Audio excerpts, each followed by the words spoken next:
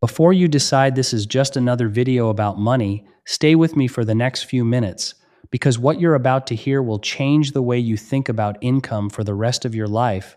And if you leave now, you'll miss the one shift in thinking that separates people who feel financially anxious every month from people who feel calm every month. So keep watching. Picture this. It's the end of the month, and the rent is due, the card payment is due, and your paycheck already disappeared before it even really arrived. And there's this quiet, nagging feeling that no matter how hard you work, you're always one step behind the bills instead of ahead of them.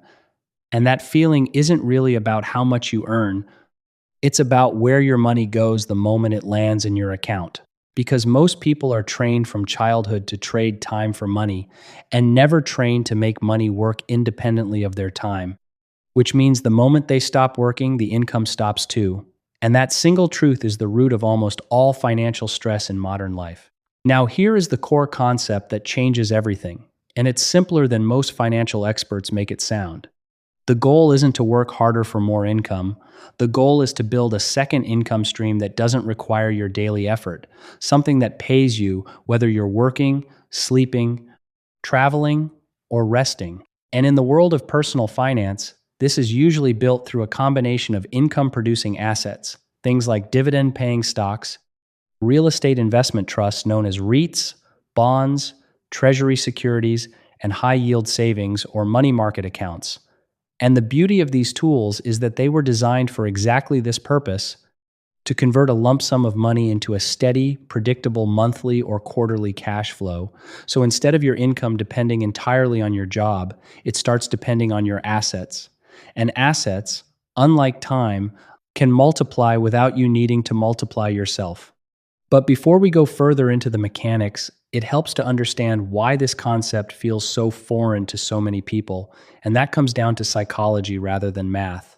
Human beings evolved to prioritize immediate rewards over long-term ones, which is why spending $70 today feels more real and more satisfying than investing that same $70 for a return you won't see for years. And this bias, often called present bias in behavioral economics, quietly shapes almost every financial decision people make without them realizing it. And on top of that, there's a second psychological barrier, which is the illusion of complexity, the belief that investing for income requires an advanced finance degree, when in reality, the core principles are things a teenager could understand if explained clearly. And once you separate the emotional fear from the actual mechanics, the entire subject becomes far less intimidating and far more approachable. So let's walk through the math, because numbers make this real in a way that ideas alone cannot. Suppose someone invests in a mix of dividend stocks and REITs with an average annual yield of around 4 to 6%, which is a realistic range historically for many diversified income-focused portfolios, though yields do vary and are never guaranteed. If that person invests $100,000, a 5% average annual yield would generate roughly $5,000 a year, which breaks down to a little over $400 a month. And while that number alone might not replace a full income, it starts to reduce the pressure on the paycheck, covering a utility bill, a car payment, or a portion of rent. And if that same person continues contributing consistently over 10 or 20 years, reinvesting the dividends along the way, the power of compounding begins to take over, because reinvested income doesn't just sit still, it buys more shares, which then generate more income, which then buys even more shares, and this cycle, repeated patiently over time, is how modest monthly contributions eventually become meaningful passive income streams. And this is also why starting early matters so much more than starting with a large amount, because time does more of the heavy lifting than the initial deposit ever could. Now let's zoom out from the individual level and look at this from a systemic point of view, because there's something important happening in the broader economy that makes this shift more urgent than it used to be. Traditional employment income has become less stable in the modern economy, with layoffs, automation, and inflation eroding the reliability of a single paycheck, and at the same time, the cost of living continues to rise faster than wages in many sectors. which means relying on one income source is statistically riskier today than it was for previous generations. And this is precisely why financial institutions, banks, and even governments encourage diversified income structures, because a population that generates income from multiple sources is inherently more resilient during economic downturns. And on an individual level, this same principle applies, because someone with even a small secondary income stream from investments has more room to breathe during a job loss, a medical emergency, or an economic recession than someone whose entire financial existence depends on a single employer. This brings us to the real transformation, which isn't about the money at all, it's about identity.